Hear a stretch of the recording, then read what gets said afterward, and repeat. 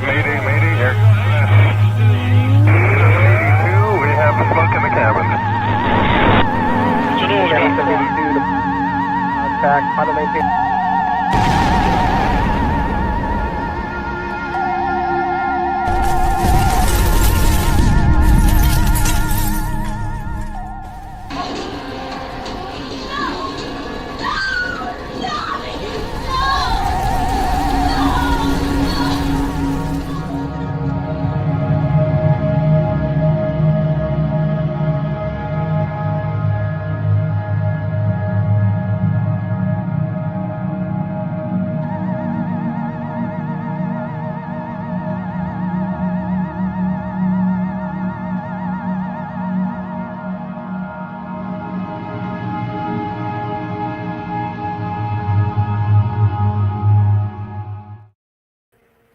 Good evening and welcome to the October 2025 transmission of Galactic Terrors, the online reading series that scours the known universe for scary stories, strange tales, weird horror, and all sorts of literary oddities from the most imaginative authors writing in a variety of fascinating genres.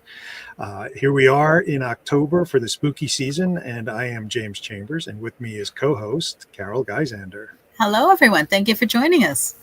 And we have a terrific lineup tonight, some spectacular readers, and we're taking a spotlight look at ELLEN DATLOW's new anthology, Night and Day. There it is. So we'll actually be hearing from Ellen, and we'll also be hearing readings from Jeffrey Ford, A.T. GREENBLATT, and CLAY MCLEOD CHAPMAN. So thanks to all of them for joining us tonight. And we appreciate everyone in our audience tuning in to hear our readings and Q&A. Please, while you're here, click like and subscribe below to make sure you can follow future Galactic Terrors transmissions and let YouTube know that you like us. They track that very closely.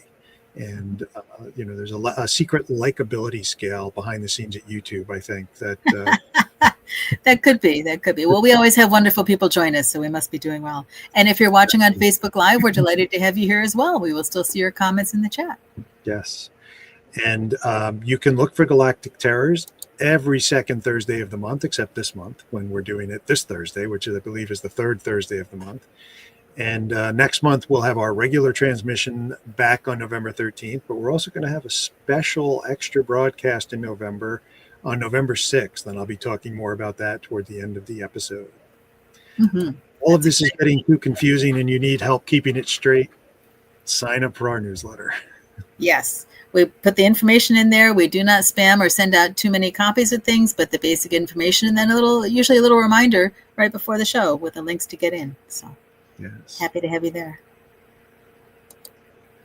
All right. So Carol, you are heading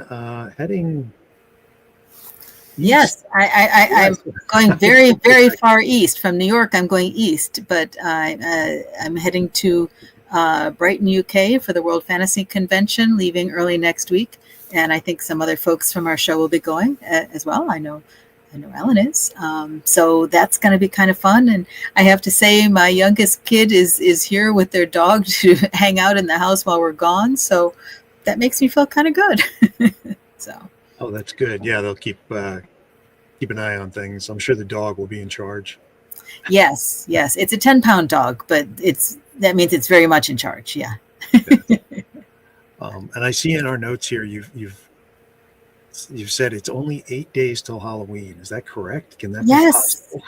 Yes. Did you know there's actually trackers that keep track of how many days till Halloween? It's like, okay. I know one of them is Kevin Wetmore. He's always on Facebook posting. It's, like 300, the day after Halloween. It's 365 days to Halloween. Yes. Well, that's important, especially for the Halloween people. Yeah. I'm excited that the Halloween decorations are on sale already. So that's cool. No, I didn't know that. Okay. That's a good tip. It's yours. Yeah. And, coming up next spring, not next week, but next spring, StokerCon 2026 is coming on June 4 through 7, and we're going to be in Pittsburgh, back to Pittsburgh this year. Right, Jim? Yes. We'll actually be in Pittsburgh in 2026 and 2027. Yep, 2 years. And if you are following updates on StokerCon, stay tuned. We are going to be announcing the 6th guest of honor for 2026 very soon. I think within the next few days, possibly. I don't know the exact date for the release, but it's coming up, and it's very exciting. We've got a great roster of guests for next year, including John Shirley, Billy Martin, Ann Vandermeer, James Tinian, and I always forget one. That used to happen when I was a Girl Scout and Boy Scout leader. You would name all of the kids except for one. There's always one. And it's a different one you forget every time. Yeah. That's it. And where's you're going to Brian tell us later Matthews in the chat? He's always there to remind me who slipped my mind. Yeah. We'll find our brains a little bit later. Yeah. Yes. But we have 4 really exciting people coming on with this tonight. What do you think? Should we bring Ellen on to talk a little bit about her anthology? Absolutely. All right. Well, we're very happy to welcome Ellen Datlow, who has been editing science fiction, fantasy, and horror short fiction for over 4 decades. She was fiction editor of Omni Magazine for 17 years, then editor of Sci Fiction, the fiction arm of the Sci-Fi Channel website for 6 years. She currently acquires short stories for Reactor and novellas for Tor.com and its horror imprint, Nightfire. She has edited numerous anthologies for adults, young adults, and children, including the Best Horror of the Year annual series, Christmas and Other Horrors, and, of course, Night and Day, a 2-part horror anthology modeled after the Ace doubles. She has won multiple Locus, Hugo, Stoker, International Horror Guild, Shirley Jackson, and World Fantasy Awards, plus the Splatterpunk Award, and in 2012, Il Posto Nero Black Spot Award for Excellence as Best Foreign Editor, and was honored with Lifetime Achievement Awards given by the Horror Writers Association and the World Fantasy Convention. She also runs the Fantastic Fiction at KGB Reading Series in the East Village with Matthew Kressel, and she can be found online at datlow.com. All right, let's welcome Ellen.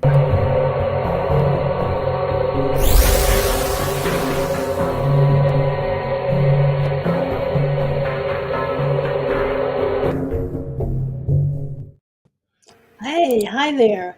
Hey, Ellen. I just have to tell you, the original introductory video, Jack the Jerk he was hypnotized by it. He was watching it. Oh, yeah. He's gone back to sleep now, but he's on my couch. But he was looking, it was a whole, 2-3 minutes or whatever. He was like staring at it. Like, well, it's quite compelling. Yeah. Yeah, that's our HWA New York member, Lou Rera, who puts together all our graphics for this. And he makes us look so good, Yes, he does. Yeah. Anyway, I'm delighted to be on. Yes. Thank you for joining us. Yeah. You are always so busy with so many things, Ellen. I feel like you're doing this project and then the one after it and then the other one and then the one after that, like 4 down the road, is sort of like forming in your head. Is that how you do this? Kind of. I mean, I try not to do more than one original anthology a year. But unfortunately I always do the best horror. So that's like this thing, the sword of Damocles always on my head. I mean, number 17 is coming out in about a week, I think. Wow. And I'm just so behind in number 18. But I'm also in the middle of, I traveled way too much this fall with conventions and on vacation, which was really, I took a 3 weeks vacation, which was really stupid. I had not traveled for 3 weeks since I was maybe 20. And it was too much. And also it was in the middle of everything else. Yes. World Fantasy is coming up next week. I'll be going to that on Monday too. And just all these deadlines, so it's killing me. So, so yes, I have to start. I tell people who are like getting into the field and getting, doing a lot of things, like Sadie Hartman. I told her when I first met her, I said, I have a piece of advice for you. You have to learn to say no. And her husband said that's the best advice anyone gave her, because she was like spreading herself too thin. Well, I realized I'm doing that. And it was like, I have to say no to things. It's like, no, I can't do that. It's like someone just asked me if I would read a novella. I said, no, January. I'll look at it in January, but no, I do not. I have no time or energy to do this. I'm working on things already in process. Sure. So yeah, I'm kind of too busy. Well, Good yeah. thing to have problem. yeah. Well, I'm curious, Ellen. So this is 17, the 17th edition of the year's That's horror. But don't But forget you- the 21 volumes of Years Best Fantasy and Horror before That was my question. Is I knew this was How many your years is first that? It's year's like, oh my best. God, it's like 21, 21. 31. You're almost on Almost. 40 years of year's best. I know. That's really That's scary. amazing. Yeah, and every time by the end of every year when I'm just finishing the last one, I'm burnt out. And I think, I could quit this. I don't have to do this. But in 6 months, no one will remember who I am. And that's true. I mean, you can deny it all you want, but, it's like you got to keep your name out there. Wow. And I stopped being burnt out. Right now I'm very behind, but I think, I think I'm almost caught up with other stuff so I can start reading for year's best. Oh, great. I'm really seriously reading for this year's. That's terrific. Yeah. That's such a concept, being caught up. I don't understand those words. Yeah. Right. I know. You can explain it to me when we get to the UK. Yeah, right. It's like, no, Exactly, I'm not gonna do yeah. that. And in fact, I realize I'm never planning another vacation in the fall again. I mean, that's Right. just stupid. I mean, I can't believe I did that. I don't know why I did it. I mean, next year I've got WorldCon is in August in Anaheim, and World Fantasy is in Oakland in October. And it's like, I'm not planning any kind of, vacation. Other stuff. Okay. Trip between that.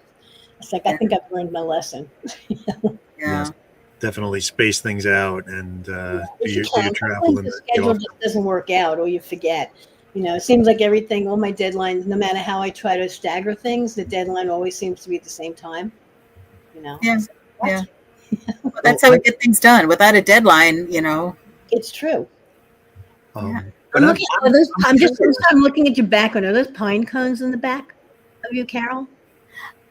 they're pretend, so I'm not really sure. Oh. Because I didn't have time to move my desk in my office. It's a little too messy to show in real life. So it's a fake video. Yeah. It's a Yeah. fake. It's a fake. Yeah. Okay. it's a backdrop. They're false. They're false pine cones. Yes.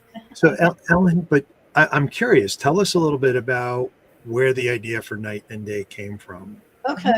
What kind of brought you? This is such an interesting concept, and And the concept, actually, from my point of view, was to do a duology. I wanted to do one book of night stories and one volume of day stories, like a year apart. But no one, three publishers were interested, and two were interested in that idea, maybe, but they didn't want to pay enough to be able to do it. But I went to like 100,000 words each. It was Joe Monti at Saga who came up with the double idea. I don't know if he must have been planning to do it anyway, with the two Stephen Graham Jones short novels. That's the first in the series. I mean, he's done three. He's doing three. Mine was the second, and Mary Robinette Cole and Sam Miller, I think, have a third double. And I guess if it's successful, they'll continue doing it. But it was his idea to do that. But it was also meant that each half could only be like 50,000 words. And I had to make sure, and I had to juggle to make sure that I got the right about the same wordage of the two. Oh, so making them even. Yeah. More or less. And I suddenly realized, oh my God, I don't have enough. And I can't remember. I think it was I had too many night stories and then not enough day stories. And suddenly it's like, hey, could you write me a story for the place in the day? But the idea was to do two books, not one. It was Joe's idea to do it as one book, and I think it was a brilliant idea. it definitely seems that people are enjoying the format, because I've heard a lot of good feedback on it, and people. Yeah, I mean, it's fun. I mean, it's really nicely designed too. And here's the middle part. This is what the middle looks like. Oh, very cool. Yes. It Yes. separates the two. So cool. Yeah. Yeah. And so I just like doing, here's the night and the day. And I think that's just so cool. Everybody I see, I show that to them. Well, we got, I don't know if I told you, I know I told some people, we got the arcs and it was backwards and inside out, one of them. Yes, I remember you said, yeah. Oh my God. And Joe hadn't seen it. And thank God it hadn't, the arcs go out to the author, to the contributors, and they go out to some salespeople, booksellers. And thank God it hadn't gone out yet. They had to either, well, I don't know what they did with them, destroy them or put them away someplace, and they had to redo them because they screwed up one half. It was both upside down and inside out. Well, those are going to be worth a lot of money someday, Ellen. Maybe it's possible I have one someplace. Collector's item. Yeah. But I guess aside from the format, what suggested to you, let's do stories themed around night and around I don't know. I mean, Okay. I'm sorry. When I come up with themes, they just come to me. That one just came to me. Mhm. I honestly don't remember what inspired me to do it, because I'm Yeah. always looking for decent themes, broad themes that I can do enough commission, solicit enough stories that people can play around in. And I don't remember why. I mean, Night and Day was just an idea, but it was because I wanted to do 2 books to them. I just thought, it's just thinking of a theme at any time. And over the years, sometimes my publishers come up with themes. Sometimes they're obvious. And, now at this point in my career, it's like I have to think of something different. Something we haven't done yet. Repeated. I mean, I've done ghost stories a few times, more than once. And, so I've done cat horror twice. So I mean, there are things I've repeated. But you still have to come up with a different title if you're doing the second book. Or a different flavor or something, yeah. Right. Well, I'm really intrigued with the idea of the night and the day, and I can picture why lots of people would be writing stories in the dark, dark horror and all that. So, I'm glad we have light stories and a dark story tonight. So, I mean, kudos to the people who wrote from the light side as well, because that's really well, both Jeff and ATs are both stories. And I think actually it's probably more of a challenge to do a horror story in the daytime, specifically the daytime. I mean, I kind of wanted stories that I'm not sure I succeeded, but a story that has to take place in the daytime, or something in the light. And I actually thought of something, and I can't remember if I actually have a story. I was thinking I wanted someone to do a story about vampires and having to survive in the daylight. And I don't think I got a story like that. I can't remember, but I don't think I mean, I should have specifically said, hey, can you, but you can't, I don't want to, I don't want to burden that on one writer, say, I want that kind of story, because that would be it's too much of a burden, I think, and too narrow for them to say, yes, I want this exactly. No, but I would have liked something like that. Yeah. What if their brain didn't work that way? Yeah. Very cool. Good thought. Yeah. Cool. So we also wanted to just mention, Ellen, that you have an ongoing Kickstarter or GoFundMe, I think. GoFundMe. Yeah, I actually took it down with the GoFundMe because with GoFundMes you can't give things away, and doing a Kickstarter was like exhausting because you have to figure out and send out premiums. Oh, it's a lot of work. I just did one, and I did not enjoy it at all. Today I finally took I unpinned my fundraiser on my Facebook page. Because I figure it's trickled, people will do it or not. And we have enough now for like 2 years. We would have liked to have funded it for 4 years, but we'll just do it again. Well, I put the link in the chat if anyone's listening. This is a GoFundMe to fund the Fantastic Fiction at KGB reading series. It's a monthly speculative fiction reading series held on the second Wednesday of every month at the famous KGB bar. Hosted by Ellen Datlow and Matthew Kressel. Admission is always free, and this has been this reading series, I think, is one of the longest running genre reading series, certainly one of the longest running ones in New York City. It's been going for about 30 years or more. 20 years. I don't know. I can't remember when I started. I mean, it was started with Terry Bisson and Alice Turner. Okay. And I don't remember what year it was. It's probably in our history on the website. So definitely check that out if you want to help support a really great reading series. A lot of our HWA New York chapter members have read there over the years, and a lot of really fantastic authors have graced the KGB bar. Yeah, I mean, the money is, we give a small stipend to the readers, and we take them to dinner, and they get a drink at the bar for free, and we take them to dinner afterwards. For many, many years, we didn't have to pay the bar tab, but since COVID, we got a new bartender who said, yes, you do. It's like, if we had an old bartender back, we wouldn't, but, so we have to pay for the drinks now, too, so. All right. And I did on nobody tell Linda that I forgot she was our 5th guest of honor announced. Linda Addison is our guest of honor. Whose name just a Lifetime Achievement Award recipient. Yeah, no, please don't tell her, because she will seek me out in person, and She will cut you, Jim. She will cut you. Yeah. Yeah. for StokerCon. So that's for StokerCon next year. But Cool. Yeah. all right. Well, I think maybe we should jump into the readings. What do you think? I think that would be lovely. Yeah. Great. All right. So Carol, I think you're going to introduce our first reader. I sure am. I'm excited to say we have Jeffrey Ford joining us as our first reader. He's the author of the novels The Physiognomy, The Portrait of Mrs. Charbouc, The Girl in the Glass, The Shadow Year, and Ahab's Return. His story collections are The Fantasy Writer's Assistant, The Empire of Ice Cream, The Drowned Life, Crackpot Palace, A Natural History of Hell, The Best of Jeffrey Ford, and Big Dark Hole. Ford's fiction has appeared in numerous magazines and anthologies, from Magazine of Science and Fantasy and Science Fiction to McSweeney's, to the Oxford Book of American Short Stories, and has been widely translated. It has garnered World Fantasy, Edgar Allan Poe, Shirley Jackson, and Nebula Awards, and a New York Times Notable Book of the Year mention. And his website is wellbuiltcity.com. Jeffrey?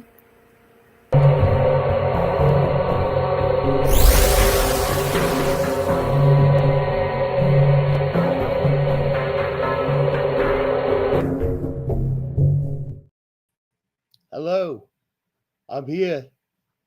There goes your YouTube likability rating. All right, I'm going to read my story from Ellen's anthology, From the Day Side. The name of the story is One Day. I'm going to read part of it. Gina was sitting at the front window in her living room, staring out at the sun and the blue sky. Occasionally a breeze shook the branches and yellow leaves fell through her gaze. She was thinking about how much she hated her job, teaching composition online to freshman college students. The previous night, she'd marked 20 essays. After the typos, the missing paragraphs, the shifting tenses, the faulty pronoun reference, the tributes to abstraction, she was on the ropes. She'd been a fool, trying to expose the students' use of ChatGPT. It was clear that the world didn't give a fuck. They were just as happy to have AI do the thinking for them. The job was what her mother would have referred to as, quote, shoveling shit against the tide, unquote. She finished her coffee and put the cup down on the table to her side. The morning was so quiet in the neighborhood. After the bustle of folks going out to work and the kids catching the bus, the day dropped into a serene silence. One of the better things about working at home, a brief respite from the perpetual motion of 6 and 8-year-old boys and Craig's moods and mansplaining, she told herself she would only sit there and enjoy it until she saw the young woman from up the street come by, pushing the baby carriage. It was a sweet scene, like clockwork every morning, a young mother taking the new baby for a spin through the bright autumn day. She wondered where her own sweetness had leached off to. Snap out of it, she said, laughed aloud, and started through a checklist of things she had to get done before class started at 4. Her head was filled with a vision of a trip to the grocery store, but her eyes continued to gaze out across the porch, under the trees dotting the lawn to the street. She was picturing an inevitable encounter with the store manager she'd bitched out over the fact that no matter how many people were in line, the store only ever had one register open, when a flash of brightness momentarily blinded her. Adrenaline kicked in and she jerked forward, cleared her eyes to see what had happened. It was like the blast from a bomb, but there was no sound and no destruction. Her heart pounded. Maybe just a transformer blowing on the telephone pole, she thought, but then saw that there was some kind of disturbance in the air on the street, out on the street. It whirled and rippled like water, then split open, and a 4-legged creature the size of a very large dog leaped through.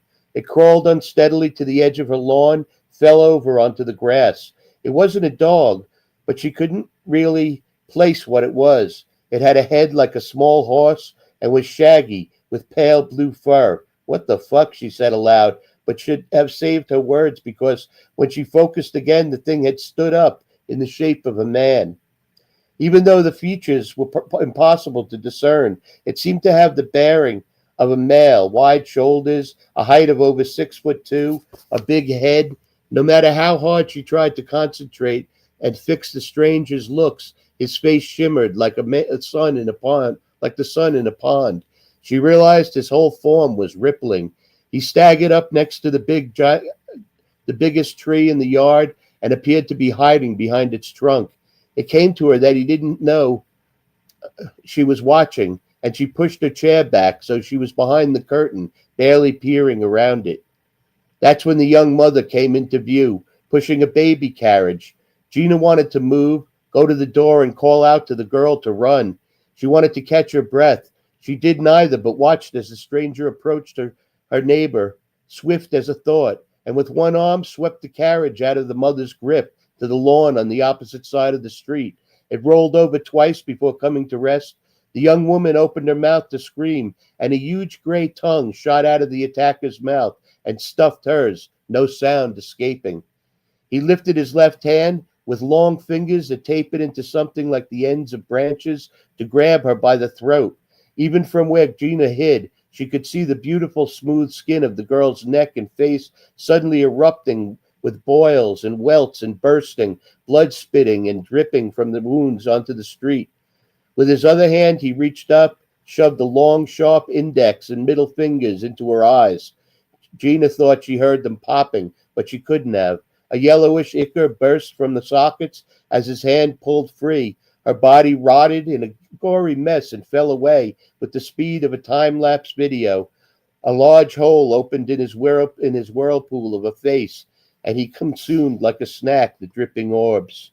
Gina, hands clasped to her mouth, fell forward out of the chair onto her knees. She cried, and there was a buzzing in her head that meant she was leaning toward unconsciousness. A directive shot through the static in her mind and told her she had to get up quickly and lock the door. She took 3 huge breaths and blew each out slowly, deliberately, trying to regain control. Putting her fingertips to the floor, she took off from a sprinter's stance. She wore no shoes, only socks, and slid on the polished wooden floor as she rounded the corner of the hall, heading for the front door. There, in a blink, she attached the bolt and the chain and was off toward the side porch door in the kitchen and the sliding glass doors in the back. The whole operation took less than a minute. She threw herself into one of the kitchen chairs, worked at catching her breath. As soon as she could speak, she took her cell phone out of the pocket of her sweatpants and dialed her neighbor across the street. Her first thought was to call the police, but she could barely believe what had happened, and she'd witnessed it. She was hoping her neighbor, Ron, would have seen something to corroborate she wasn't crazy. 3 rings, and Ron picked up. "Did you see that?" she yelled. "See what? That thing crawling out of thin air and murdering that girl with the baby carriage?" "Yeah, I saw it. Jesus Christ." "I'm calling the cops," said Gina. "I'm just loading up to go out there and get the baby," said Ron. "If you hear a gunshot, that'll be me blowing a hole in that thing. Did you see where it went last?" "No, I'm in the kitchen. I ran and locked the doors." "Good. I'll call you back when I get the kid." He hung up, and she tried to imagine a 68-year-old going up against Mirage, an apt name for the entity whose form was elusive. Ron had a good sense of humor, but a bad back, a bad hip, and shaky hands. He was great at a cookout, or when she and Craig had him over on holidays for dinner, but against whatever that thing was, it seemed unlikely he'd come out on top. She ran upstairs to the second-floor bedroom in order to get a wider perspective on the scene. Sitting on the edge of her bed, she peered down through the trees. Enough leaves had fallen by then for a fairly clear view. She admonished herself for not thinking of the baby in the carriage. She wondered if it would still be alive. Phone in hand, she was about to dial 911 when Ron's front door opened and he stepped out onto the porch, followed by his old white lab, Mike. The old man had a lab pistol in his left hand and a billy club in his right. He eased down the steps sideways, favoring his bad knee, and she wished he might move a little faster. Crouching slightly and turning every way to watch for the killer, he sidled over to where the baby carriage lay upside down by his flower beds. He'd attached the club to a hook on his belt and bent over to flip the carriage. From out of nowhere, the stranger zipped up in a blur to within 20 feet of Ron. The dog, who was usually laid back and weary, charged in between his master and the killer, barking like mad. Ron got the carriage righted, and Mirage backed away from Mike. Seeing he had the advantage for a moment, the old man reached in and grabbed the baby, thoroughly bundled in a blue blanket. As Ron stood straight, Mike charged closer to danger and growled so loud Gina could clearly hear him across the street and upstairs. The stranger lifted his arms above his wavering head, and they appeared to be attached to a membrane to his body, like bat wings. From within their folds, a squall of small black creatures flew. They swarmed straight to the dog, attached themselves to his body so that little of his white fur was visible. Mike howled. In seconds was reduced to a puddle of blood and fur and guts. Ron yelled something, took aim, and fired 3 shots into the stranger, who spiraled down to near darkness like a TV in a thunderstorm. The black creatures on Mike puffed out of existence in tiny clouds of smoke. Ron took off, not inside his own house, but across the street toward Gina and Craig's place. Before she dashed out of the room, she saw the killer swirl back into existence and reform. Gina made it down the stairs to the front door before Ron. She opened it and he staggered in, clutching the baby. The door slammed shut and the deadbolt and chain were applied. She helped him into the living room and put him in a chair. Then she took up the blue bundle and pulled the cloth back from the baby's face. Its green eyes looked back at her and it smiled. Oh my God, the kid is alive. Ron nodded and tried to catch his breath. With his free hand, he gave her a thumbs up. I need a serious drink, he said. Let's get to the kitchen. I'll make us both one. A bourbon on ice with a shot of seltzer sat before each of them at the kitchen table. Ron's pistol lay next to his. He spilled some as he brought it to his lips. The baby was in the dry sink with a cover and chair pillow beneath it, gurgling, baby talking. Gina took her cell phone back out and dialed 911. Sipping a drink, she waited for a voice to come on. Eventually, she closed the call and laid the phone next to her drink. They didn't answer, asked Ron. The line is dead. Oh, honey, excuse my language, but we are fucked. No need to apologize, said Gina. There's no other word for it. What are we going to do? He said. My first inclination is to run, but that thing is super fast. Didn't seem the bullets did much, but for a minute or so. Maybe it'll leave us alone and go up the block. And what, bubble up a few neighbors, eat their eyes, and eviscerate their dogs? Don't think less of me, Gina. But if eyes were going to be eaten, I'd rather they not be mine. I know exactly what you mean, she said. Do you know this kid at all? I never talked to the mom. I just waved from the porch when she'd go by. I know a little. A few times I was out in front raking leaves when she passed. I forget the mom's name, but the baby is a girl, and her name is Renata or Rebecca. I can't remember which. Gina went to the sink and looked down at the now sleeping infant, a vague smile on its face. Satisfied the baby was fine, she returned to the table and took up her phone to dial Craig. At first, the line seemed dead again, but in an instant sparked to life, and there was ringing at the other end. Craig answered, and the suddenness of it scared her. Babe, what's up, he said. Don't talk, just listen, she told him. There's a killer in the neighborhood. I don't know how else to put it, but he melted the young mom who walks by in the morning and also killed Ron's dog. What? Don't talk. Call 911 and have them send the cops over here. Then pick up the kids after school and take them to your mother's place. Stay away from here. I can't talk more. We have to hide. Ron is here. He has a gun. He saved the girl's baby. Love you. She didn't wait to give Craig a chance to carry on with a storm of questions and so hung up. A second later, he called back, but she didn't answer. She put the phone in her pocket, back at the sink. She lifted the baby in its blanket with both arms. She rocked the girl back and forth and watched her sleep, which reminded her for an instant of the serene morning before it had all fallen apart. This is some kind of alien shit, I'd say, said Ron. Maybe a visitor from another dimension, a demon escaped from hell. What do you think? Like a nightmare, she said, and as soon as the words left her, there was a terrible banging sound at the kitchen porch door. It was clear from the din that the wood of the frame was giving way against the force. Gina didn't turn around to look, but holding the baby close, she dashed to the entrance of the hallway.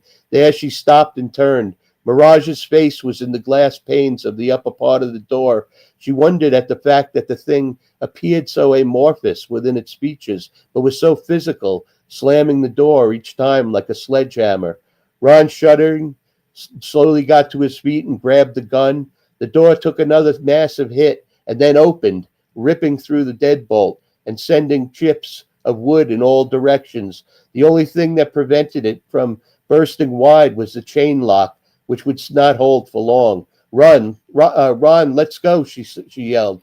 But he again took wobbling aim and fired 3 times. The first shot was off. It hit the molding and splintered it. The next 2 broke glass and both hit the stranger, who was pushed back and turned to static.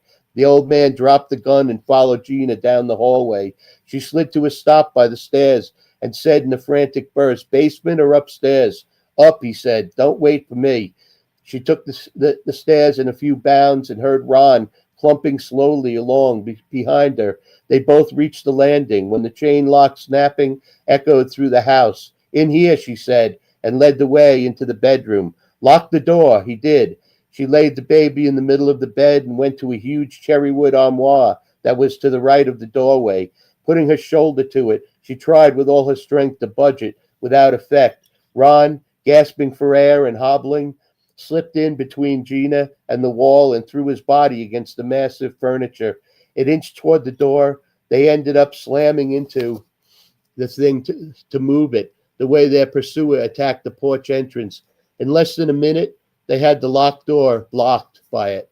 Ron staggered to the bed and sat on the edge. "Where's the gun?" said Gina. "No more bullets," he said, and reached to his side to unhook the billy club from his belt. "This is it. We've got one more way out," she said, going to the corner and grabbing the arms of a chair. She dragged it into the middle of the room and was about to step up on it when she heard the siren. She hopped down and ran to the window to see a police car turn into the driveway. Ron joined her. After all their pounding against the armoire, the noise of the siren woke Renata, or Rebecca, and she wailed. Gina lifted her up and bounced her gently in her arms. They watched the police get out of the car. "Push up the window," she said to Ron. He did as she requested. The screen, too. He did, and it opened with a screech, the sound drawing the attention of the cops. Gina stuck her head out and yelled, "He's got us trapped up here." One of the officers waved and called, "We're coming." There was so much more she needed to tell them, but then Mirage was already there. She wished against it, but she knew what was coming. "What did I expect?" she thought as the cop yelled, "Halt! Stay where you are." Even after he'd already been touched, began decomposing, and had lost his eyes, he managed to fire one wild shot. Mirage took out the other officer with a swarm of the flying black dots. The poor fellow was turned to a pile of bloody entrails, hat nestled neatly on top. Each of the vicious little things that had devoured him turned to smoke and disappeared. The stranger licked his fingers and then looked up at Gina with his shifting, sparkling face. Ron, who was resting on the bed again, said, "Things done with them already? I shouldn't have called them. In another minute, the ambulance will be here. Maybe SWAT, fire guys. If those 2 cops were any indication, there's going to be a lot of eyeballs a la carte." She put the baby down on the bed, shut the window, and returned to the chair she'd placed in the middle of the room. It was a sturdy wooden type, and she stepped up onto it. Reaching with both hands over her head, she found the latch to the attic, a ring set into a panel that only became obvious when she tugged it open. She pulled it down to reveal a set of folded wooden stairs.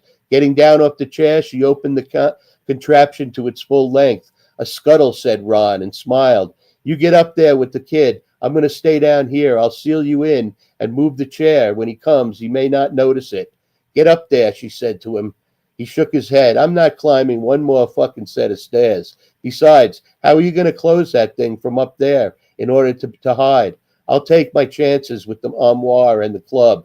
There's no other way." She wanted to have a good argument for him, but her mind was blank.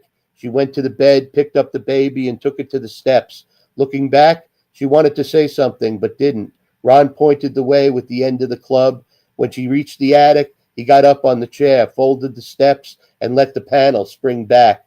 It was warm up there and smelled of mildew and mice. Dust motes danced in the bright sunlight streaming in from a window at the front of the house. Because of the slanted ceiling of the attic dormer on either side, Gina could only stand upright in the center aisle of it. Luckily, the baby had stopped crying and fallen back to sleep. The They stood in the stillness, surrounded by the flotsam and jetsam of Gina and Craig's life, the ridiculous oil paintings she'd done, Craig's hockey equipment, her grandmother's tea caddy she didn't have the heart to toss, 2 stacks comprising the entire works of Charles Dickens, maroon covers and threadbare bindings, and all manner of other debris that had gathered in the wake of their days together. Most of it was neatly stacked, but some had fallen or leaned into time. She thought of the sadness, but didn't feel sad. The unreality, the impossibility of it, blocked her from feeling anything but a dreadful awe. When the pounding started at the bedroom door, she pictured the inevitability of Ron's death. It was only a matter of time. The noise was incessant, and she felt every blow and the rattling of the boards beneath her feet. She looked down the trapdoor panel and saw a sliver of light. Kneeling, she leaned forward and saw that when the attic hatch had shut, it did so off-kilter, and there was enough of an opening for her to peek through and see Ron. She lay the baby carefully next to her on the floor, surprised none of the hammering shocks had woken her. The old man sat on the edge of the bed, club lying next to him, his arms folded. In between crashes, he yelled out, "Fuck you." The door broke open, and the scarred body of the armoire fell forward into the room. The glass doors shattered on the carpet. She saw Ron stand up, club now in hand. The stranger approached him and wrapped that long-fingered hand halfway around his throat. The old man reared back with his clubbed hand to strike, but that arm and the side of his head went soft as candle wax in a flame and flopped into a rain of pus and blood. With his last strength, bellowing in agony, Ron threw a punch into the unstable face of his attacker, and the flesh of his fist burst into flame. The removal of his eyes was an off switch to his screaming. She watched what was left of him hit the floor and roll to a stop, his partially intact head staring directly up at her with dark, empty sockets. She lifted the baby, held tight, and turned away. That death scream of Ron's had startled Renata or Rebecca, and Gina felt the baby's little body jolt to it. She knew crying was on the way, but it came slowly, having to work through the shock of the death din. At the exact moment the baby gave a full-throated peal, the siren sounded outside. The fire guys and SWAT, maybe, the National Guard, might be out there, thought Gina, and they have a lot more than 6 bullets. She walked to the back of the attic and then through a small opening to a shallow storage space where the Christmas decorations were kept. She huddled in there in the pitch dark, cross-legged, her back against the wall between 2 large boxes, and tried to shush the baby. 2 minutes later, gunfire and screaming erupted out in the driveway. Gina shut her eyes tight and sang a song she'd sung to her sons when they were small, Under a Blanket of Blue. She dove deep into her thoughts, trying to hide from the horror that had seized the day. She pictured Craig and Matt and Eric, saw the boys grow up, saw her husband grow calmer, paunchier, his jokes becoming less funny. She loved them all and all their good and bad. In the dark part of her mind, it came to her that if she escaped the harrowing danger of Mirage, she would never forget how inconceivable change, impossible change, could step out of nothing in an instant and invade her life. The sweat dried on her forehead, her legs hurt from all the running and stair climbing, but her nerves finally got a chance to rest. Incredibly, she fell asleep there in the dark, surrounded by the aromas of Christmas past. She awoke suddenly to the sound of the scuttle hatch to the attic groaning open. For a moment, she didn't know where she was and thought the horror had merely been a dream. Then she felt the squirming baby in her arms, and reality swamped her. She let out a gasp, and Renata or Rebecca began to cry. She heard the wooden stairs to the attic being unfolded and the clomping of whoever or whatever was ascending. Looking out from the dark hiding place, she realized there was no more din of guns or sirens outside, and she knew it would be Mirage even before that sparkling, rippling head came into view above the floorboards. She frantically rocked the baby to quiet it, but it was too late. The full figure of the stranger stood free of the steps and turned to face where she was hiding. "This is it," she said into the baby's blanket, trying not to think about coming apart, boiling down to a mess, having her eyes skewed and torn out, or worse, any of that happening to the baby. Tears fell as the figure slowly approached them. She fiercely clutched the crying infant to her and closed her eyes. When she opened them, Mirage was right outside their sanctuary. Now that he was close, She heard his ambient sound of static and smelled the scent of sulfur, of burning wood, like in the aftermath of a tornado. Pushing back so hard against the wall, she wanted to push through it, but it was as substantial as his form appeared shifting and fluid. He knelt and reached for them. She couldn't help but scream, seeing for certain she was within his grasp. I'll end there. You got to get the book and read the rest if you want to. Thank you.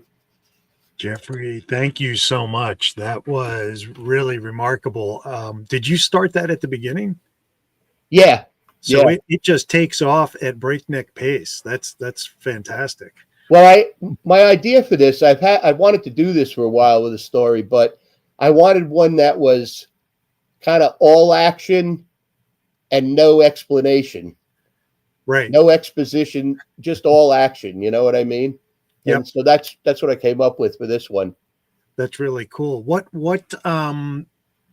suggested to you to go with day instead of night for your story? Well, I thought it would be more challenging, you know, but in the long run, I thought about it later, and I was thinking, I think we were talking about this on a different show with Nathan Ballencrude, and I was saying to him, I thought it would be more challenging, but then when you think about it, here's a horror book, night and day, and you pick the night, you better come up with something really fucking good for the night. Excuse my language, but you know, you better come up with something good. That's a challenge in itself, because now you've got all this backlog of night horror stories that you have to contend with behind you. So maybe the day I was letting myself off easy in the long run with the day story, you know? Right. Yeah. Well, it certainly is effective the way you wrote it. We have a question from our audience. This is from Amanda Worthington. You tell us a lot about these characters in a short amount of time. What was your process for developing them? I don't know. I just see them in my mind's eye and I write it. You know, I don't really have it. Like I don't make notes or, you know, any of that stuff. Mm-hmm. I just start the story.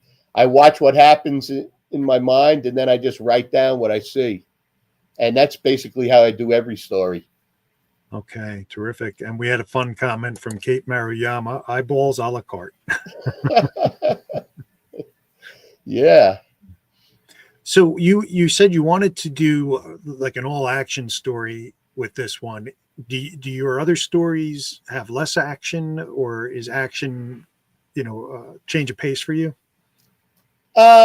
Well, I mean, it's usually a balance, a balance between things. There's there's dialogue, there's everything really going on in the story. And that's the usual thing that you get in a story.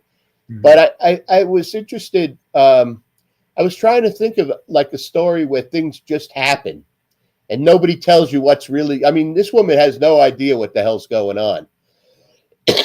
And neither does the reader. But what there is this desire to survive and, and to save this baby. And I think that's the way things happen in life a lot. Mm-hmm. A lot of times we don't really know what's going on. And, I look, and you don't find out till later. This stuff I've only found out 10, 15 years later why things were happening the way they were, So there's a lot of unknowing in life. I wanted to capture that. And the fact that you just react to it. You got to react and you got to get through it to figure out what had happened anyway, later. So that's basically where the idea came from. Yeah, there's no time to worry about the monster's backstory when it's trying to eat your eyes. Yeah, and it's very liberating not when you just say to yourself, all right, we're not explaining anything here. Yeah, exactly. I mean? Well, and I mean, your creature in this is so original, and I think that's so important for the story, because if you had used a familiar creature, the reader would know more about what's happening than the characters. Well, part of that, partially, that's from Ellen too, because the first time I wrote it, right, the first creature I had, she's like, it was so close to something else. She's like, you know what? I like the story, but we're going to get sued. So you have to change up the creature a little. And I realized, I didn't realize it at the time, but once she said it, I could see it, and then I rewrote it. And, with the eyeballs and the melting faces and all that stuff. I mean, at a point, I thought to myself, well, I'm just kind of like throwing like these horrible things one on top of the other that this thing could do. I got to give it a break here. I couldn't get more quote unquote gruesome. You know what I mean? So Yeah. I was like, maybe a little less is probably better. Well, that's an important part of the editor's job, is making sure nobody gets sued. Right. Well, she's a great editor. Yes. I mean, really, really good editor. Always count on her comments. We have another question. This one from Kate Maruyama. Could you count on your neighbors if that creature rolled up on your house? I'll tell you, I got neighbors here out in the country in Ohio. And I mean, these are great people, really great people. I mean, I have nothing in common with them politically or anything like that. But I'm telling you, if this thing showed up, and they all have guns, man, they got lots of guns, they'd be over here in a second. When I first came out here, I talked to them, and they tell me, like, you need a wellhead. I had no like spigots on the house, right? I said, well, how do I fix that? And they said, well, you got to get a wellhead out there, and so you can attach a hose to it. And I said, all right. They said, don't worry about it. We'll take care of it for you. And so, 2 weeks went by. I saw nobody. And then I'm doing the dishes in the kitchen one night. I look out the window, and there they all are doing it. Oh, They wow. just do it, and then they go. Then they leave, Or we wanted to get some piece of our land plowed. They're like, I know a guy. I'll send him over. 2 weeks later, we're eating dinner. There's something in the driveway, this big thing in the driveway. It's a big tractor. The guy's there to plow the field. Plows it. He's gone. That's it. You know what I mean? That's what kind of people they are. They would definitely be over here. They'd be sorry to miss out. Yeah, they wouldn't mind getting in a scrap, it sounds like. Yeah, I love them. They're great people, yeah. That's terrific. Well, Jeffrey, thank you so much for sharing that with us. That was really a fantastic reading, and I am definitely looking forward to finishing that one. Thanks, James, and thanks for having me on. I appreciate it. Oh, yeah, thank you. We'll have you back at the end to talk about some other stuff and what we can look for next from you. I'll be here. Thank you. Thank you. All right. Well, our next reader is A.T. Greenblatt.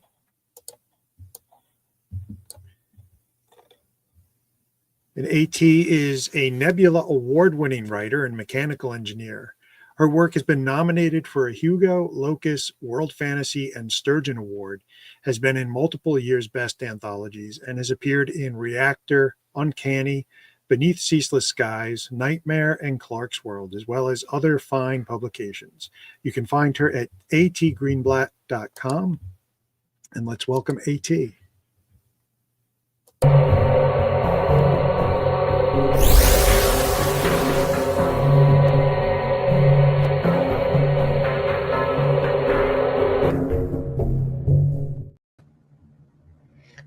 Hi. So, I'm gonna read my story, The Wanting. I don't think I'll get through it all, but like Jeff, I will get through as much as possible and then probably leave you on a cliffhanger. So, this is The Wanting. It was morning and everything was calm, practically back to normal, and the bus was empty, aside from the driver and Don. Dread did not pull in Felicia's stomach, as it often did these days, and she paid her fare. Her only thought was, I hope Benny got off his unemployed ass and made breakfast. It was numbingly cold as she bundled her shapeless down coat close as she took his usual seat in the middle of the bus, halfway between the driver and Don. The young daylight took the edge off the worst of the mess outside, and she leaned her head against the scratched-up double-paned window, soaking up the sun. She closed her eyes. God, her feet hurt, and this bus smelled like ass. The driver lingered for a minute or two longer than needed, like always, a small and unexpected kindness to any warehouse stragglers. In the 3 months of working at the warehouse, Felicia's coworkers changed routinely, but the bus driver had remained consistent, a big, doughy man with lifelines on his face and good-natured eyes. She didn't know his name. She never asked. They did not have that type of relationship. Anyway, it was only a 20-minute trip to her apartment. Freya had better clean up the living room, Felicia thought. Or at least vacuumed.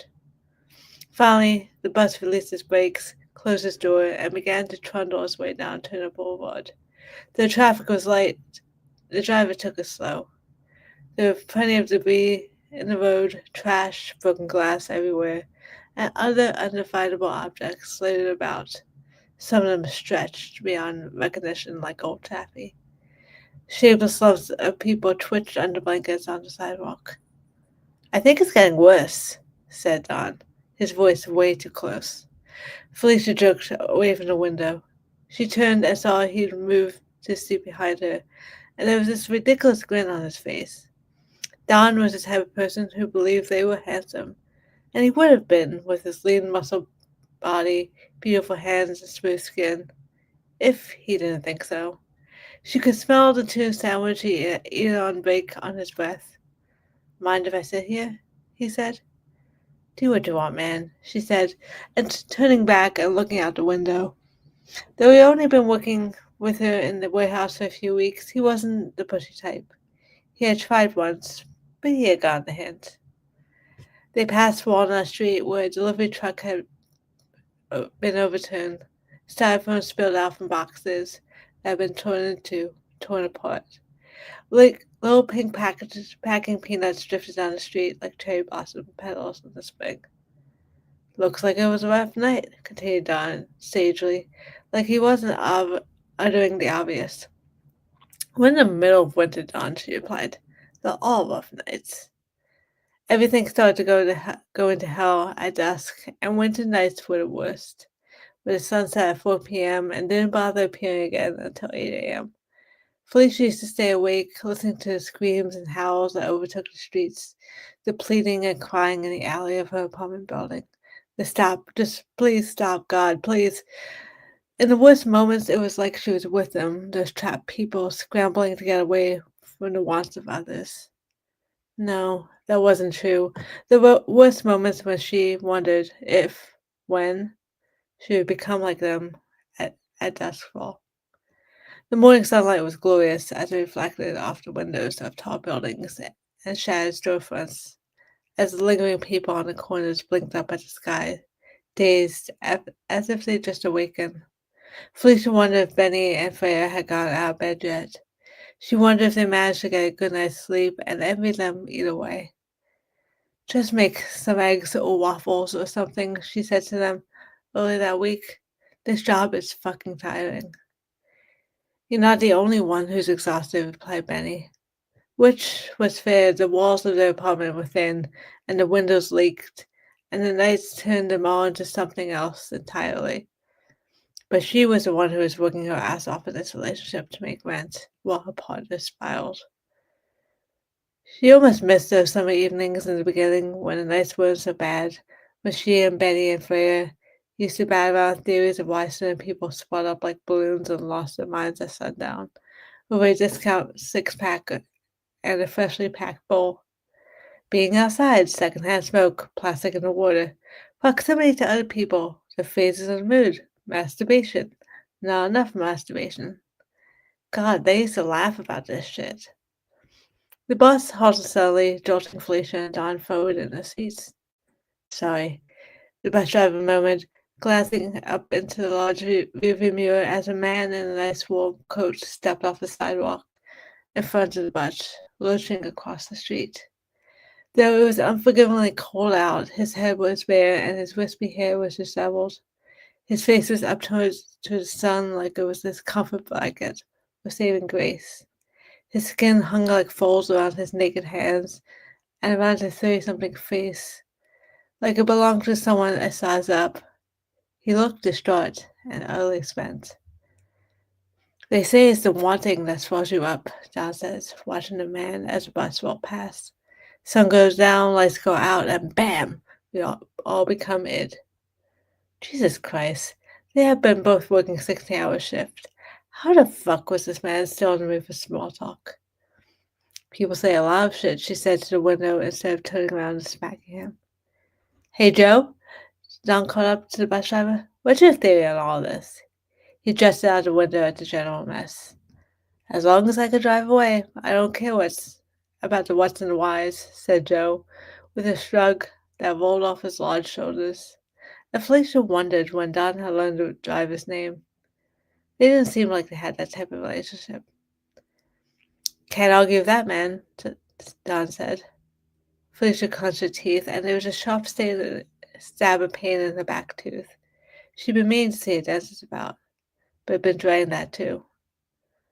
What if the craziness starts lasting longer and longer? Betty asked one late morning as they passed the joint back and forth on the living room couch. I mean, this used to only happen like once a month during witching hours on a harvest moon or some shit like that. It won't, she said. It's only a night thing. But what if it isn't? What strain is this? She said, holding up a joint. It's getting you paranoid, babe.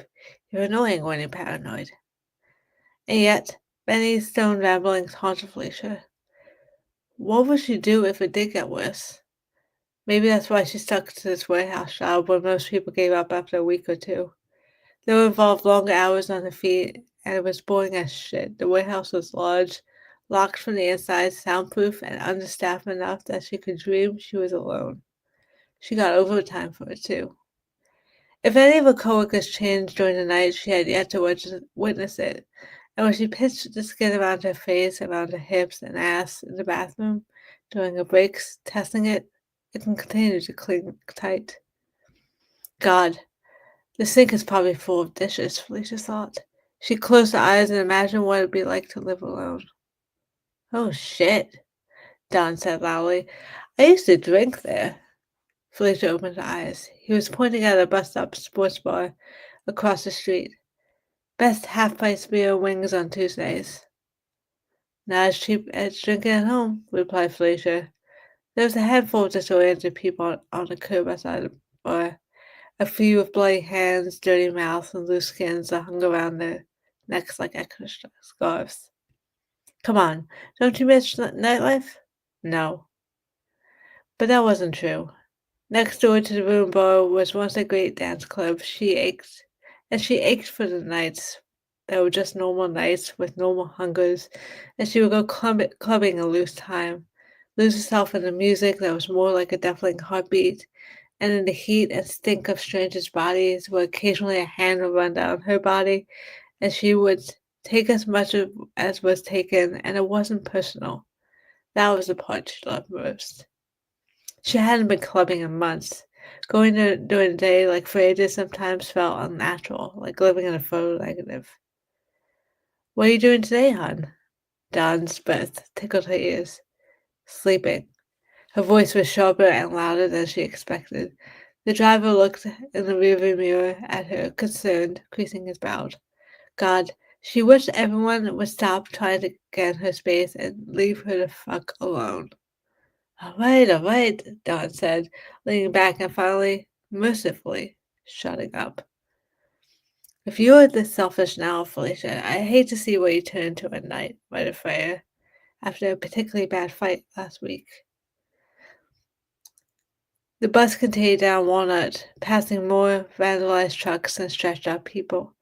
Some of them were still had slightly swollen arms or kneecaps and noses, throwing the center of masses off balance. But then again, the morning was still young. The sunlight was still chasing the night terrors away. The bus paused at a stop where a white standard poodle on a leash wandered around lost. It reminded Felicia of Benny. We used to care for each other, he said yesterday right before she left for a shift. Freya was also standing in the kitchenette, which was too small for all three of them, but where they ended up having all serious conversations and arguments anyway. What the fuck happened to us?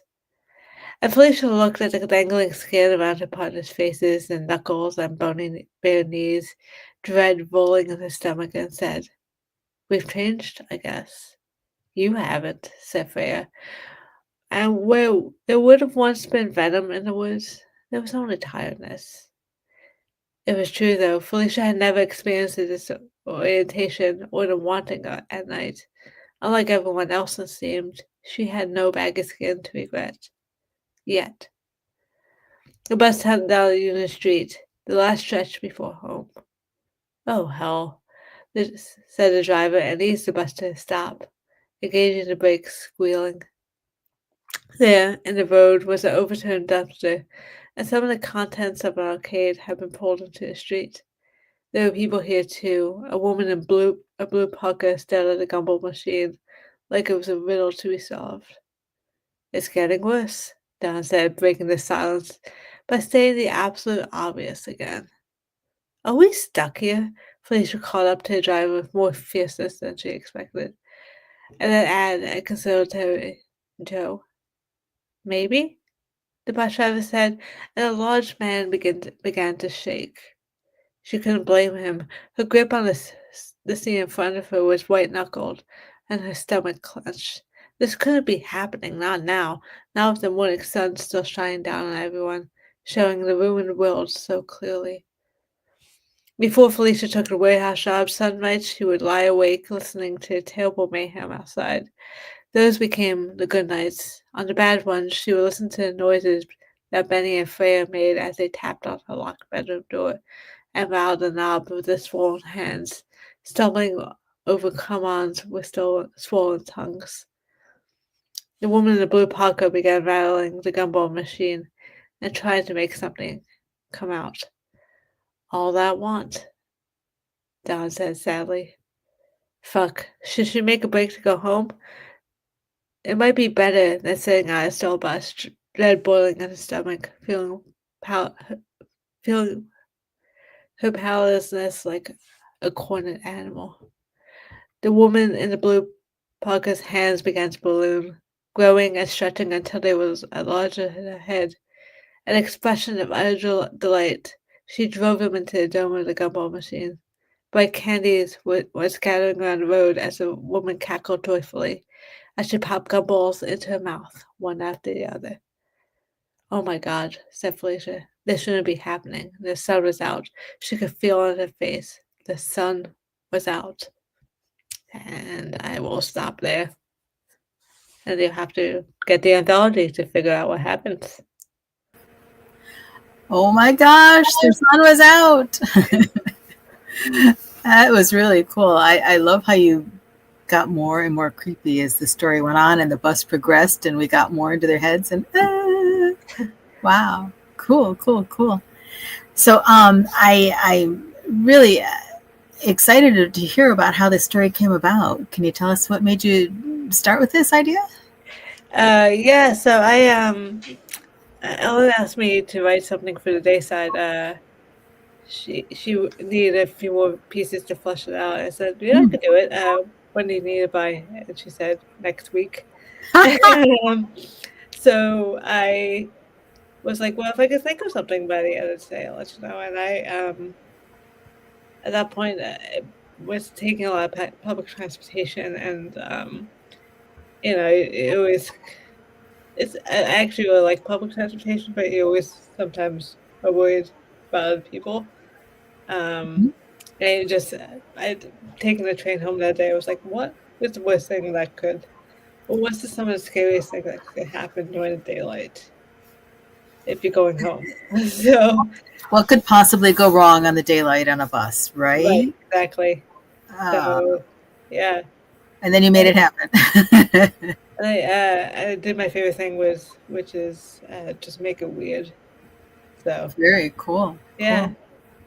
Well, we have now I know you're a mechanical engineer and you mostly write a lot of science fiction is what I think of you as writing. So this is really neat. You're doing a creepy thing, so that's fun.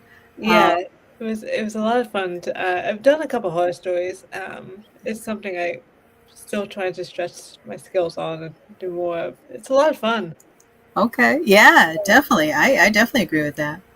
Now, we have a question for you from Angela Eureka Smith, who says that you caught the warehouse culture so well. Was this part of your personal experience? Not directly, but I was working for a vertical farm for a while, which was actually, it was not a warehouse per se, but like a manufacturing plant. Oh, okay. And Yeah. I was working with a lot of people who were working 12-hour shifts and like day after day after day. And just, That's a very long day. Yeah. yeah, especially if you do like have 5 of them in a week. Which some Yeah. people do. Yeah. Huh. So you can see the turnover sometimes with people like, I'm not worth it. So yeah. It was an interesting comment that she said she lasted more than a week and a half, like most of them did, or whatever it was, on the job. Yeah. Yeah. So that's really cool. So, what is your thought about horror in the daytime as opposed to horror at night? Yeah, I think my original thought was actually similar to that, Jeff, where I was like, oh, it's more of a challenge because it's Mhm. not what you think. Yeah. And I think actually I think both would have been really interesting because I would probably have to make it a lot more weird if I had to do night. Oh, you would have had to gone farther off the edge of the road. Yeah. But Yeah. I really like the juxtaposition of like the idea that you feel safe in the daylight, and then but that's only a perception, and life Yes. does not play by those rules. Yeah. Okay. So you're saying the daylight colors your perception perhaps in an incorrect way. Oh, cool. Correct. Yeah. Yes. That's an excellent point. Neat. Oh, that's really neat.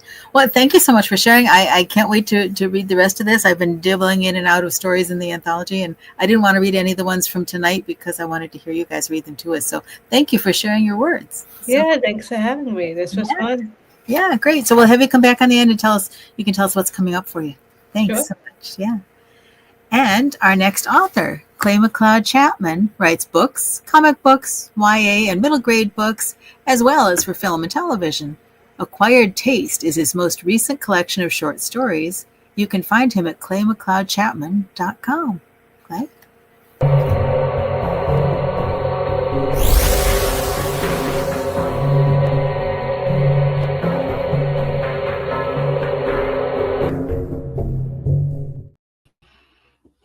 Hey, my name's Clay. Thanks for having me on, guys. Thanks, Ellen, for putting me in the anthology. It's awesome to be here. I'm going to read my story. I'm only going to read a little bit of the beginning.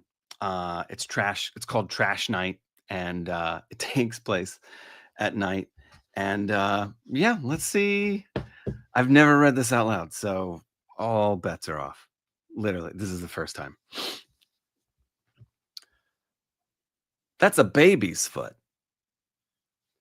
I'm staring at an infant's tender leg sprouting out from this split open garbage bag.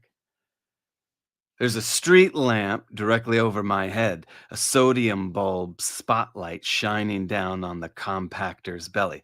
This kid's skin is all blue, got a robin's egg complexion, cracked and covered in yolk. Still some baby fat clinging to its thigh. Paste of coffee grinds cling to its shin like coal black sand. God, what I wouldn't give to be in the Rockaways right about now, anywhere but here. Mount Trashmore. 3 a.m. in the fucking Tuesday night. Trash night. We're gathering garbage from the apartment complex at DeKalb and Willoughby. You know the building. Everybody does. 7 floors of eyesore. 100 units. Easy. Maybe more. Now we're talking a metric shit ton of garbage. Twice a week, we tackle this massive mound of waste. Dozens. Christ, hundreds of industrial garbage bags, black as tar, stacked 5 or 6 high, up to my fucking chin in hefty cinch sacks. I could climb it. I kid you not. My very own Everest of shit. We all gotta Mount Trashmore somewhere on our route. Hell, some of us have to tackle 2 or 3 of these projects. This one's ours. My mountain to dismantle. It's up to me to compact every last black plastic boulder by hand while my partner Reggie drives. I grab the bags from the pile, toss them in the hopper, and then squeeze them down to a pulp. Listen to them hiss and dribble. Then it's on to the next pile, and the next, and the next, till the sun comes up. But Mount Trashmore feels different. Cursed somehow. Just when I've stripped mine that summit of rubbish, chiseling the entire pile all the way down to the sidewalk, laying waste to it for yet another night, until there's nothing left to see. Not one goddamn garbage bag. Gone. 2 days later, poof, that black mountain of offal rises right up again, all on its own, higher than before. That's some Greek myth shit for you, you know? Reminds me of that guy. What's his name? The one with the liver that keeps getting pecked out by vultures? Or what about, who's the guy who pushes the boulder up the mountain? That's me. Those are my kind of myths. I'm the Greek garbage man who's doomed to pick up this city's trash for an eternity. Just when I've grabbed that last garbage bag from the sidewalk, boom, they're back again. But I ain't never found a baby before. Abandoned pups, sure. Dead cats, abso-fucking-lutely. Never a newborn. The dog days haven't even sunk in yet. The oven roast atmosphere hasn't steeped into our skin the way it does in July, slowing you down after 10 minutes. There's still this tepid swelter to the air. But these trash bags hold so many secrets. Everything you try to hide about yourself, it's in there. Your shit. Only your priest and your garbage man know who you truly are, am I right? What you hope to bury about yourself. Your sins, all congealed in bacon fat. Now, I've been clocking in for 9 years now. Practically had the same route the whole time. I'm living in Bay Ridge. 2-bedroom apartment with twice as many kids. Got a 7-month-old now, too, so nobody's sleeping. Takes me an hour on the R train just to reach the depot. No sleep for me. Not at night, at least. I close my eyes during the day, losing hours of sunlight. I don't see much of my kids, my wife. Hell, I don't see much of anyone anymore. My kids all call me a nocturnal animal. A stinky, slumbering beast. Better not poke the bear, they whisper. Yeah, I'll crash in one of their beds while they're at school, because my wife is always complaining about me stinking up our sheets. But I'll hear my kids crowding around, tiptoeing up on me, giggling. If I'm still awake and I'm in a good mood, I'll grab whichever kid's closest, shoot my arm out from under the covers real quick and reel them into bed. And I'll start growling, tickling the shit out of them, listening to them squeal until I finally let go. Smash, crash, here comes the trash man ready to bash, mash. Yeah, we hit the streets around 2 a.m. Me and Reggie got ourselves a good routine going. He chauffeurs. I toss the garbage into the hopper. I got an arm for it, huh? Could have been a pitcher for the Mets, but all my curveballs go right into the compression chamber, sending these bags hurtling over a grease-stained home plate. Yeah, got to put my golden arm to good use in this city somehow. Going pro just wasn't in the cards for me. So yeah, I go for the garbage.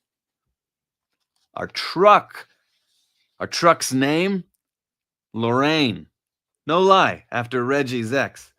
Beats me how he got past management, but he spray painted her name across the side of the loader in this looping cursive.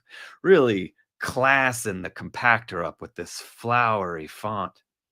Here comes Lorraine, Reggie belts out from behind the wheel like he's some soul singer crooning out of tune all through Brooklyn at 4 a.m. Here comes the rain through snow and rain.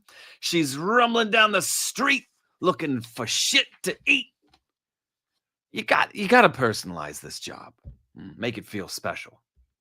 Every time I find a stuffed animal in the trash, I'll fish it out. See if it's still good. People will throw out just about anything for no good goddamn reason. If it's got all of its parts, I'll bring it home to my kids. Let them keep it. Look what Daddy got you, huh? Every trash night is Christmas, and I'm motherfucking Santa Claus. If that animal is missing an arm or a leg, I'll simply tie its leftover limbs to the front grill. There's like a whole menagerie of washed out teddy bears dangling over the fender. Natty Cabbage Patch dolls with one eye missing. Mildewed Care Bears, their soggy bodies all blanched out by the rain. Gives our truck a little personality. Panache. Look at Lorraine, all covered in stuffed animals. A moving zoo. Coming right at you, rumbling down the block. Love your job, right? You got to take pride in it. That's what I tell my kids all the time. Own that shit, yeah? They're embarrassed that their dad's a trash man. They can't tell their classmates that their pop's a cop or a doctor, so they shy away from that shit. But nah, I say embrace it. Take pride in it, huh? Tell your friends, I run this city, huh? This town would fall apart if it weren't for your father. And I'm going to end there. Thank you, guys. Trash night. Trash night. Trash night. Oh, trash night. Oh my gosh, Clay! Every trash night is Christmas. Wow. That's great. So that's why garbage trucks drive around with stuffed animals tied on the front. Don't you see them everywhere? I do. Everywhere.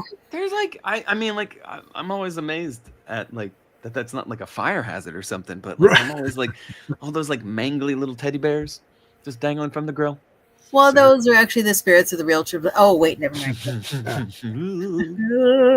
Okay, this was so cool because, we were talking about the day stuff and the night stuff. And we've had lots of thoughts that, you got to work hard to get a good day story. And if you're going to go for a night story, it's got to really creep you out. Well, yeah. Thanks for creeping us out, Clay. Great job. Well, thank you. That's I mean, good. night's kind of creepy. Yeah. I feel like day, you really have to bring your A game to the day. Night, you get to kind of like hide. Like it's a little bit like, ooh, it's dark, so I don't know what's happening behind here. But in the day, you're just like out there. It's like exposed. And that's my hat is off to all the day writers because All these stories. Yeah. So why trash? I ask myself that question almost every day. And, and does that building actually exist that you were referring to?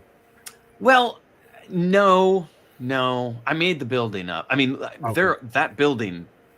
those buildings are everywhere. It's not at that cross street. I kind of made it up.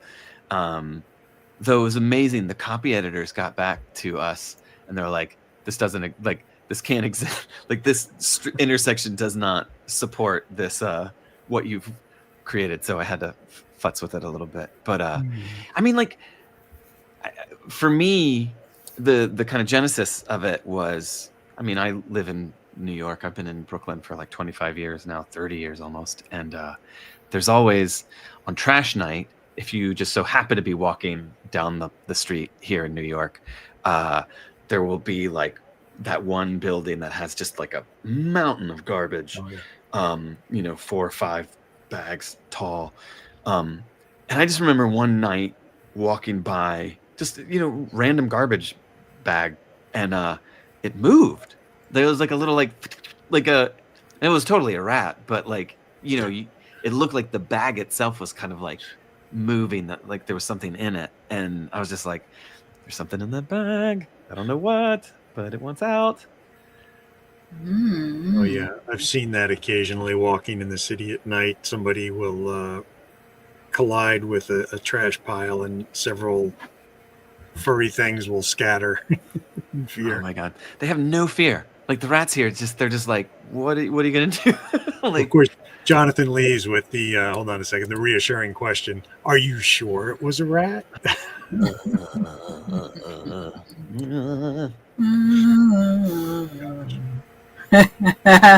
Oh, we have an excellent plan here, Karen. I'm going to put some toys in my trash maybe until I read the rest of the story, just in case. Cool. That's great. Oh, it's amazing. Yeah, and I mean that opening, those two lines, I think, just even though we're all sort of not in the same place, you could just kind of feel like that got people's attention immediately. That's such a great beginning. I'm trying to think where. Let's see. Oh yeah, I think right after you started, this was Teal James Glenn's comment. Gulp. So yeah, it's a horrifying hook, and then you keep us in suspense by giving us all of the details of the trash life. Yeah, I it's weird because like I had the idea for the story, but there's always that like, how do you get into the story? Like, how do you tell the story? And I just went on this like detour, and so like the first half of the story is just all detour to get to like what I was like, this is the story, but it's like the first half of it. I'm saying this and Ellen's listening and she's probably like rolling her eyes as we speak. So like she'll never ask me to do another story for her again. But like there's that like like it's just all prelude of like getting to know this guy and like kind of be in his kind of mental place, so that when the quote unquote supernatural stuff starts to happen, you have I hope you have a kind of like a foundation for what this guy's gone through. So maybe it's real, maybe it's not, maybe it's rats, maybe it's not. What's in the bag? What's in the bag? What's in the bag? Oh, wait a minute. That's great. Well, and I love that he won't go in his own bed because he's kind of smelly from work, but his kid's bed is okay. Yeah. I mean, maybe not Father of the Year, Right. but he's trying. You gotta make a living somehow. Those guys work hard. Like that is one job I just would not. Yeah. I would do any other job than that. That like. And it's hard. It's hard work for the really entire thing. Yeah. Yeah. Hard work, dirty work, but important work. I think the character makes that point. Let him see what happens if we don't pick up the trash. Well, that's what I was. The trash was not being picked up. Not a long time, but I do remember. How many years ago was that? They actually had they had the strike. Strikes. Yeah. Plus, that building with all the trash is clearly somebody who just didn't pay the things he was supposed to pay. But that's New York. Yeah. Yeah. Well, this is so cool. Thank you for sharing this. Yeah. Thanks for having me on, guys. This is I should take the trash out tonight, Clay, and I don't think I want to go out there. Yeah. Our trash nights are Tuesday and Fridays, so tomorrow. I'm off the hook. I put the trash out last night. I didn't know any better. Okay. Well, it came back in on its own, so you better get it out there again. What do you think? Let's get everybody else on and talk a little bit more about what's coming up for everyone. Clay, this was so great. Thank you for sharing. Appreciate it. Thank you. All right. I've had so much fun with all of these stories, and they're all so different too, which I just love. Even though it's a theme and it's night and day. Wow. Really, really exciting to hear all these. Thank you. I'm glad everyone did a great job. Yeah. Terrific. Yeah, this is really cool. And it was interesting, I think, really to hear that point about the, which night or day is more challenging to really write. And I think there was a good case made for each option. And all succeed well. Yeah. Jeff, should I tell them what I was worried about? The problem with the trademarking? No. No? Okay, I won't. I went as far with that as I was gonna. Okay. I don't care. Say whatever you want, Ellen. I'm not going to say anything. People can figure it out, I'm sure. Oh, Can't do that. We're going to get sued. You have to change it enough. Yeah, I don't want to get sued. No, none of us want to get sued. it wasn't my morning's objective, no. Yeah. Oh my goodness. So just a question in general for Clay, AT, and Jeff. Did writing this story, did this change in any way how you think about setting? Hmm. Since it's such an important piece, you have to pick, one or the other has got to be a core element of the setting. It definitely was, at least for me, the kind of one of the biggest backgrounds I picked as I was starting to write, because everything kind of revolves around this journey and how they're going to get through it. And just I like the idea that that morning time, if you get up early, the streets are quiet and you're like, cool, I have to say to myself, nothing is that, like the craziness of whatever happens at 2 a.m. is not going to happen now. Yeah. And then just to kind of upend that. So yeah, I think that was one of the biggest backbones I picked when I was trying to figure out what the story was, that first setting. Cool. Yeah, it's funny. Like I was talking to Ellen about this on a panel earlier last week, but like this is one of my first New York stories. Really? Yeah, like I'm kind of emotionally stunted to the extent that I'm still writing about my childhood home. Like I'm just like kind of still wrapping my head around like where I grew up.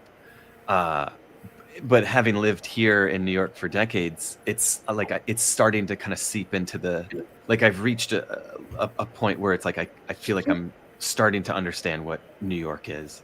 Mm-hmm. And this was like a first attempt at that, and like just kind of living in the story and speaking specifically to this place that I've lived and I'm just catching up to emotionally. So you think you'll write more New York stories? I hope not. I don't know. Like I don't want to be like I'm the poet laureate of New York now. Where'd you grow up? Virginia. Oh, I'm a Virginia. Southern boy. Yeah. This is totally different. Too much concrete. Too many rats. Rats, way too many rats. Yeah, rats freak me out. Yeah, it's something I never got used to. My favorite rat encounter in the city was I was leaving Penn Station one morning and I was going up the escalator, and there was this really intrepid rat at the top trying to go down the up escalator.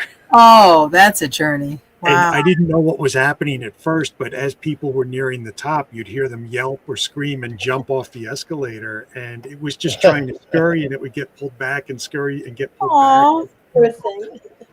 No, I have many New York rat stories. I don't know, it's like the once Union Square was different slightly, the configuration than it is now. There used to be a bus stop right in front of the park. And I remember coming home once and I saw a bunch of rats like playing. They were like, running around in the park section of the park. And I actually went home. I called the rat patrol. There is a rat patrol. There is now a rat. Well, the rat patrol guy quit, or the person, but recently I heard. But they do have someone who's in charge. And I reported it. And they said, okay, we're getting rid of them. We'll let you know. We'll get back to you in a couple of weeks or a few weeks. And they did. And it's like, okay, they're gone. All right, that's nice. So where are they? But, and then another time I was in Brooklyn, I was going home late. I'm actually when Kelly, Lincoln, Gavin, Grant lived in Brooklyn. And I went to the subway station, and like right by the subway, a rat or two or three jumped out. We're running around, and I fucking freaked. I mean, there was someone else with me. I mean, there's someone else, and it's like, oh my God, a rat. It's like, I mean, I know they're supposed to be more afraid of us, but it's like I'm still afraid of them. I don't want to be near them. I got a really wicked rat story I'm not going to tell because it takes place in Philly, and I know AT just moved there, so I don't want to gross her out. Actually, the biggest rats I ever saw happened in Philadelphia.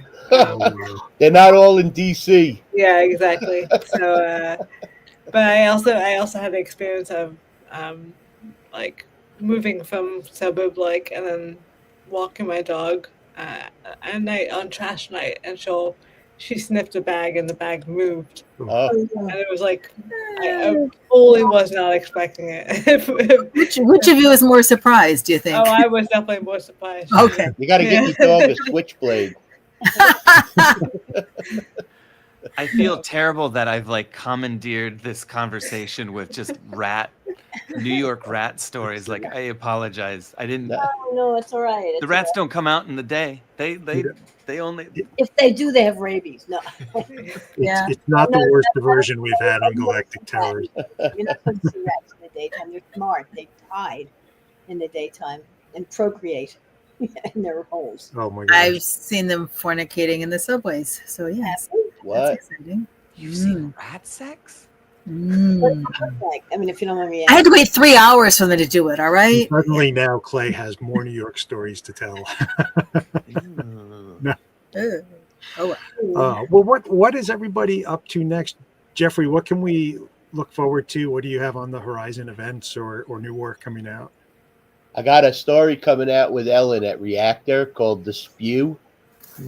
And I got a story in her Halloween anthology. I don't think that's coming out for a while. No, it's coming out fall probably. And I'm in the middle of editing it, actually. Yeah. I'm telling you. I got a story coming out with Jonathan Strain in the Book of the Dead.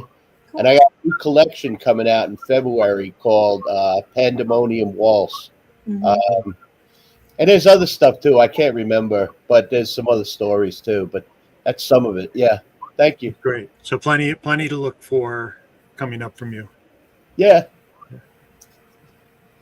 Awesome. AT, how about you? What's on the radar? So I'll be doing another reading with Clay and AC Wise on was it the Oh, 19th? November. Oh, wait. The November Twisted thing? Twisted. Yeah, the Twisted Spine. Twisted Spine. Yeah, the new horror bookstore. We're doing an event. oh, it's such a cool place. Yeah, November something. I can't remember the date. Did you remember the date? It's either 16th or 19th, and I can't quite remember. But So that'll be fun. yeah, that'd be a lot of fun. I also I have haven't been there yet. right, should be good. But I also have a novella coming out in Uncanny in January, February. Science fiction? Or Yeah, science fiction. So it's a weird time travel story. So Awesome. And Clay, how about you? Well, you just had a collection come out. Yeah. So great. So what's next? no, I have a, What are you doing next week? Yeah. oh god. I have a YA sci-fi horror novel coming out in November Oh, called Shiny Happy People. Wait, It's with, it's November? I mean, like next month? yeah. Oh, cool. oh Okay. wow. It's with Delacorte, and yeah, I have to get the youth reading. Got to get the youngins into the horror. Yeah. That's exciting. Definitely. Yeah, and I forgot I have Lovecraft's Brood, reprint Cosmic Horror coming out from Tachyon next year sometime. I don't know when perfect. exactly. That's all reprints. Oh, that's great. And Carol, how about you? What have you got coming up? I'm kind of excited. I have a short story coming that's just come out in A Future for Ferals, and I'm a big fan of cats. And this is from Eastbeck Books. It's a charity anthology to help support feral cat rescue and such. Good. And another story that just came out in Beyond the Revolving Door. It was a reprint of one of my creepiest stories that I've ever done. So that one's just come out. And And is the first one a horror anthology or mixed? No, it's mixed, and this is I've actually done the opposite of what AT did. I write mostly horror stuff, but the Future for Ferals one, I have a science fiction story that takes place in space, so that was kind of fun. And I'm doing a couple things this Saturday. There's a event out from the Pocono Liars Club out in Stroudsburg. And so I'm doing a workshop out there, and that's going to be fun for readers in the local area and such. How about you, Jim? What are you up to? Let's see. I have an event coming up a week from tonight, next Thursday, the 30th of October, Halloween Eve. I'll be at Tiny Raccoon Books in Sayville doing a presentation with author Trevor Firetog on Long Island urban legends. Oh, wow. LI, yeah. Yeah. Long Are you from Island. Long Island, Jeffrey? Oh, Yeah, Strong Island. Strong Island. Yeah. Occasionally we call it Wrong Island too. Yeah. Oh. Well, you notice the largest highway is LIE. Yes. You know, that's the problem. Uh-huh. Yeah. Yeah, the traffic reports are a lie. I get it. Yeah, Yeah. I'm going to be at the Lich thing in February. Oh yeah. Yeah. I'll be at that too. Yep. Yeah, me too. Long Island I think Convention I'm of only, Horror. I don't remember if I'm going for one night or two. It's like, I don't know. Did you go to the last one, which they changed? Yeah. How was it? It was I mean, good. It was great. Yeah, I liked it. It's an all horror event, and there was not just authors. There were people from media and different things, and they had a large room with a lot of vendors with all sorts of different merchandise and books and all sorts of cool stuff. So I thought it was the panels and everything. Sam, they invited me, and then they changed the date, and it's like, I can't, no. But they invited me for next. Yeah, I'm looking forward to it. Yeah. Yeah. And That's coming great. up on Galactic Terrors in November, we'll actually have 2 transmissions. The one I alluded to at the beginning will be a special presentation coming up on November 6th, where I will be teaming up with the narrator of the new audiobook version of my collection, A Bright and Beautiful Eternal World.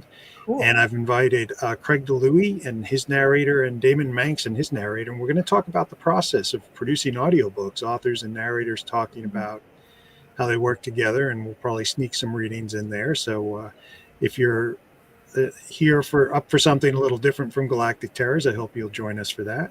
Mm-hmm. And on November 13th, we're back to our regular second Thursday of the month transmission with 3 great authors, Rebecca Baum, Teal James Glenn, and Philip Fracassi. So hopefully we'll see you for that as well. And if you want to be reminded, go ahead and sign up for our newsletter or just like our YouTube channel. And does anyone else have more? Oh, we're running late. Does anyone have more questions for any of us?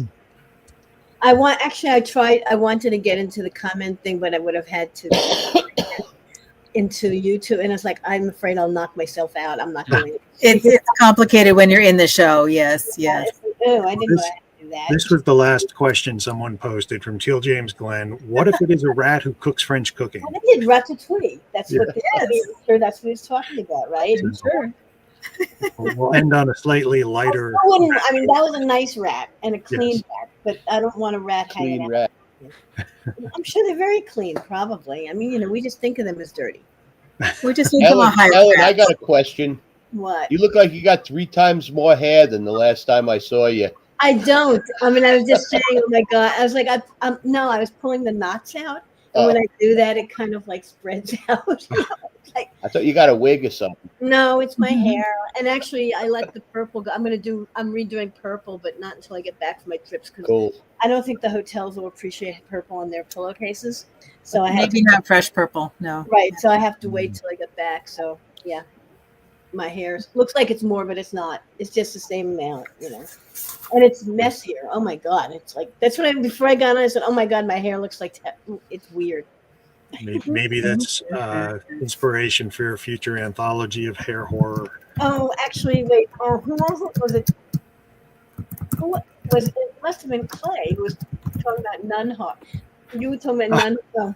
We were on we did Storyfest last weekend, and I guess was it on the panel or not? I can't remember. We were talking about themes, and I said nun-theme. And he said, nun theme, you're going to do a nun theme? I said, no, I'm not doing a nun theme anthology. I'm going to do a nun theme anthology. He said, you should do a nun theme. I said, no. A nun theme anthology. Wow. It would be cool, but not for me. Yeah. I'm not Christian. It would be rather religious if I. Has anyone done a nun themed anthology, horror anthology? I don't know. But it's such a popular subgenre of horror movies. There've been so many is. non-horror Nun. What the hell? Well, we wish it onto someone else. Someone wants to do a nun-themed horror anthology. Penguins, but you left out the N teal. Penguins of Terror. Penguins of Terror. All right. Penguins of Terror. No, there have been. I mean, wasn't it? William Browning Spencer did Penguins of the Apocalypse, a story that I published. I think I took it to Year's Best. So yes, there have been some penguin stories. Okay. But I don't remember if they're necessarily enough for a horror anthology. I'm not sure that would attract my attention to read an entire book of them, but you never know. Yeah, well, I know. It's like, well, when I do an anthology, it has to be, when I tell people if I do a theme, it has to be something I can live with for 2 years. You know? Oh, yeah. That's Like, a good point. it's like, I don't want to work on that for 2 years. I still have mushrooms growing on my skin, so yeah. Oh, I bet you do. Yeah. The fungi anthology. Yeah. Well, Ellen, congratulations on Night and Day. Clay, Jeffrey, and AT, thank you so much for sharing your work with us tonight. This has been Thanks. great. Great reading with you guys. Yeah, thanks for having us. And you have the rest of the stories now. Yeah. Yeah. Gotta go. Yeah. Well, thanks for reading me bedtime stories, everyone. I really appreciate it. Many thanks to our audience for tuning in, and we hope to see you next month for more Galactic Terrors. All right. Have a great night, everyone. Take care. Bye.